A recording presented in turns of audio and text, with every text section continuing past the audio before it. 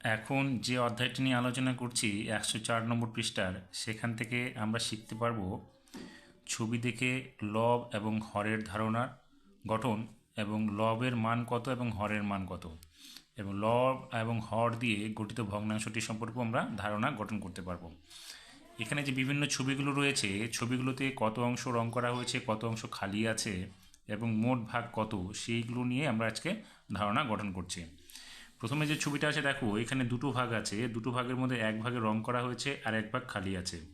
তাহলে এখানে কি লিখতে হবে? সমান ফাঁকা ঘর, অর্থাৎ সমান এত ভাগের এত ভাগ আঁকা হয়েছে। তাহলে আমরা সমান যদি দুটো ভাগ ধরি, তাহলে এখানে লিখব সমান দুই ভাগের এক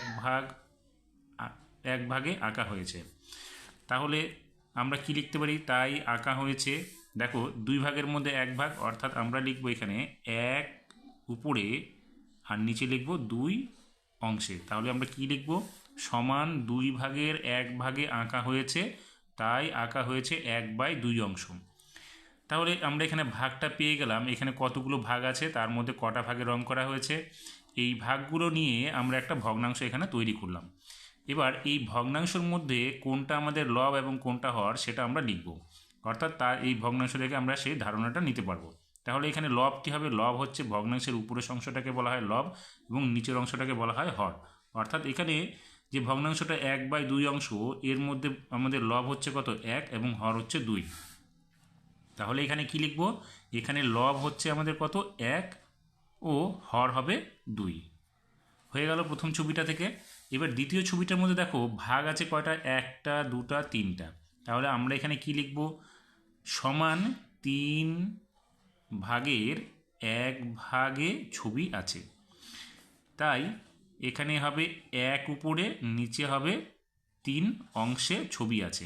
তাহলে এই যে ভগ্নাংশটা হলো 1 উপরে নিচে 3, তাহলে হচ্ছে 3টা 1 হচ্ছে এই যে এক অংশে ছবি আঁকা হয়েছে, আর 3 হচ্ছে 3টে ভাগ আছে, 1 2 3টে ভাগ আছে। অর্থাৎ এখানে ভগ্নাংশ কত হলো? 1/3 অংশ। এবার আমরা এই ভগ্নাংশটা 1/3 অংশ থেকে লব কত হবে? লবকে নিব হচ্ছে উপরের অংশটা 1 এবং হরকে দেব হচ্ছে 3। তাহলে হরের ঘরে আমরা লিখব 3। হয়ে গেল আমাদের দ্বিতীয় ছবিটার ধারণা। এবার তৃতীয় ছবিটার ক্ষেত্রে দেখো, এখানেও 3টে ভাগ আছে, 1 2 3। তার মধ্যে দুটো ভাগ ফাঁকা এবং একটি ভাগ রং করা হয়েছে। তাহলে এখানে লেখাই আছে আমাদের যে সবুজ রং আছে সমান 3 ভাগের 1 ভাগ। এখানে 3 ভাগের 1 ভাগ বলা হয়েছে এই জন্যে, দেখো একটা দুটো 3টে ভাগ আছে, সেই জন্য বলছে 3 ভাগের, আর 1 ভাগে রং করা হয়েছে, সেই জন্য বলছে যে সবুজ রং আছে সমান 3 ভাগের 1 ভাগ। তাহলে ভগ্নাংশটা কীভাবে লিখেছে?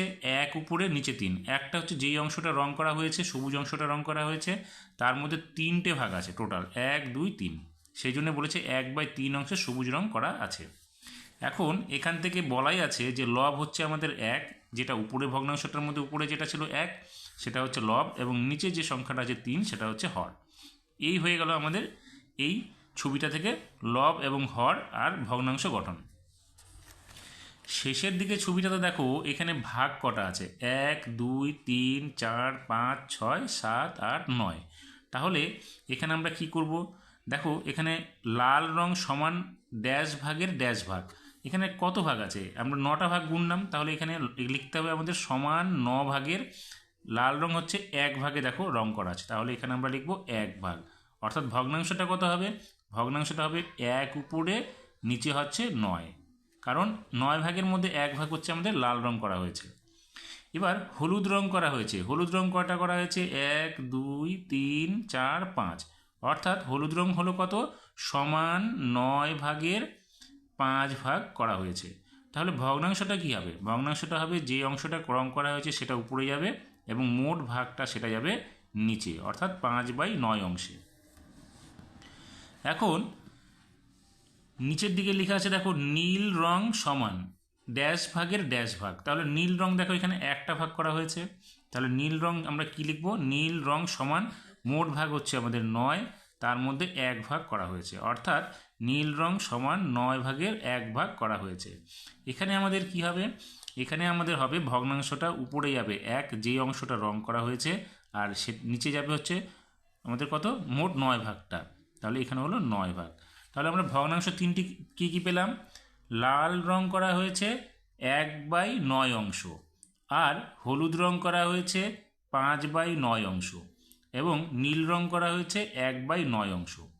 তাহলে এখানে প্রথম ভগ্নাংশটার ক্ষেত্রে লাল রঙের ক্ষেত্রে আমাদের লব কত হলো 1 এবং হর কত আমাদের হলো 9। আর হলুদ রং করা হয়েছে তার মধ্যে ভগ্নাংশ যেটা হলো 5/9 অংশ, এখানে হলো লব আমাদের 5 এবং হর হলো আমাদের 9। এবার সবার শেষে যেটা হচ্ছে নীল রং করা হয়েছে 1/9 অংশ, এক্ষেত্রে আমাদের লব হচ্ছে 9 এবং হর হচ্ছে 9। তাহলে নীল রঙের ক্ষেত্রে কি হলো, 1 হচ্ছে আমাদের লব এবং 9 হচ্ছে হর। এইভাবে আমাদেরকে এই ছবিগুলো থেকে লব এবং হরের ধারণা নিতে হবে এবং ভগ্নাংশ গঠনের ধারণাটা নিতে হবে।